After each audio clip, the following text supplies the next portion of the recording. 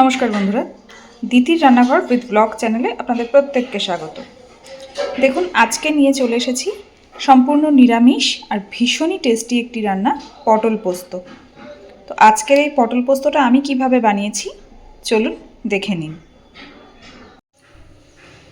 তো দেখুন বন্ধুরা, প্রথমেই কড়াইতে তেলটা খুব ভালোভাবে গরম করে নেব, আর আমি আগে পটলগুলো সুন্দর করে ভেজে নেব। এবারে আমি তেলের মধ্যে পটলগুলো দিয়ে দিচ্ছি।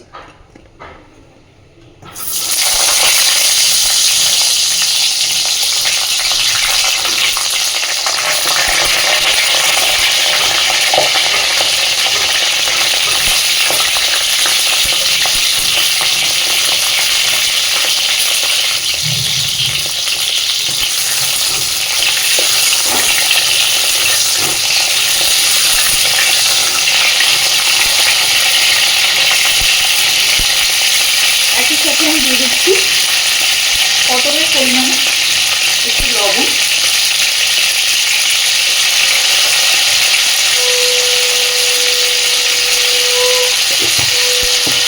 আর দিচ্ছি একটু হলুদ।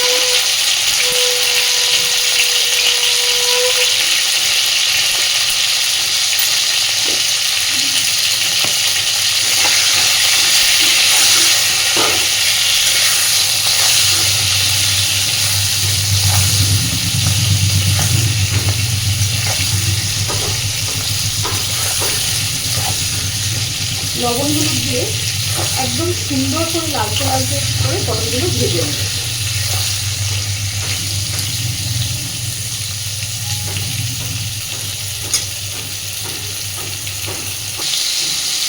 দেখুন, পটলগুলোকে আমি খুব সুন্দর করে ভেজে নিয়েছি।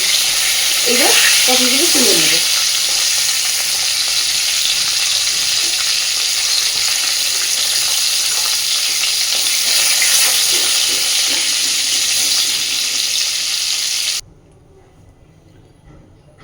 সব পটল উঠিয়ে নিয়েছি।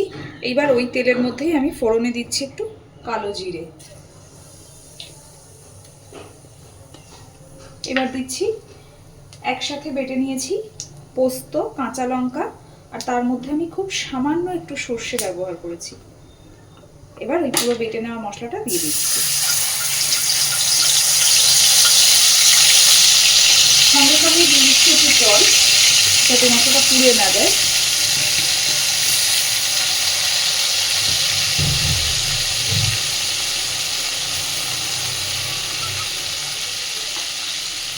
এবার দেব পরিমাণ মতন লবণ। আমি যেহেতু পটল ভাজার সময় একটু লবণ দিয়েছি, তাই এখন লবণটা একটু বুঝেই দেব।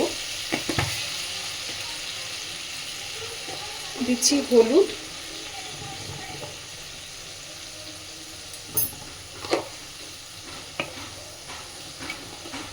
কালারের জন্য দিচ্ছি সামান্য একটু কাশ্মীরি লঙ্কার গুঁড়ো,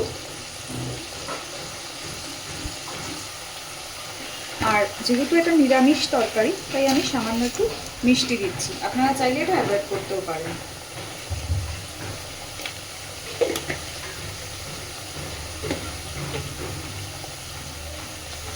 খুব হালকা হাতে মশলাটা একটু কষে নেব।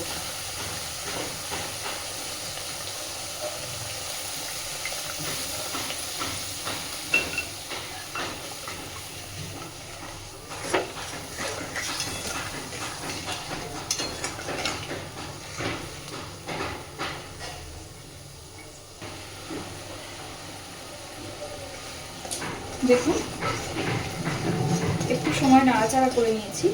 এইবার এর মধ্যে ভেজে রাখা পটলগুলো সব দিয়ে দেব।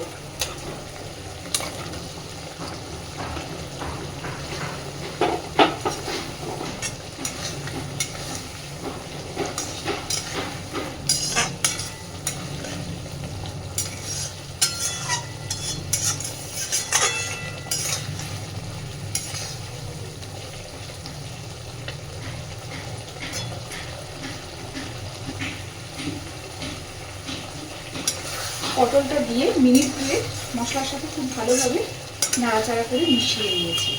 দেখুন, আমাদের কিন্তু মশলা থেকে তেল ছাড়তে শুরু করেছে। এই পর্যায়ে আমি পটলগুলো সিদ্ধও হবে, ওই জন্য অল্প একটু জল দিচ্ছি।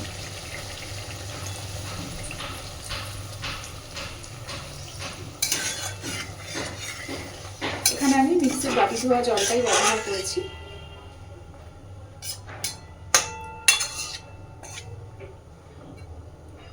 এবার খুব ভালোভাবে একটু ফুটিয়ে নেব। দেখুন আমাদের কিন্তু পটল পোস্ত একদম রেডি। মশলা পুরো শুকিয়ে জলটা শুকিয়েও এসেছে, এইটুকু গ্রেভি তো রাখবো, আর সুন্দরভাবে তেল বেরিয়ে গেছে। এই সময় আমি দিয়ে দিচ্ছি ওপর থেকে খুব সামান্য একটু ধনেপাতা কুচি।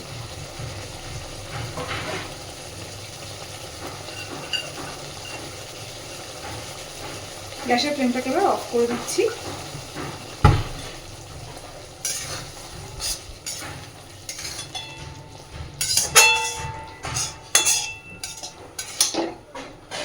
খুব তাড়াতাড়ি সিম্পলভাবে কিন্তু এই রান্নাটা হয়ে যায়, আর রান্নাটা খেতে এতটাই সুস্বাদু, যে কোনো নিরামিষ দিনে বা নর্মাল যে কোনো দিনে এক থালা গরম ভাত কিন্তু নিমেষেই এই রান্নাটা দিয়ে খাওয়া হয়ে যায়।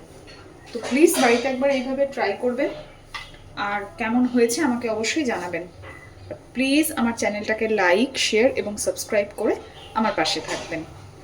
ধন্যবাদ।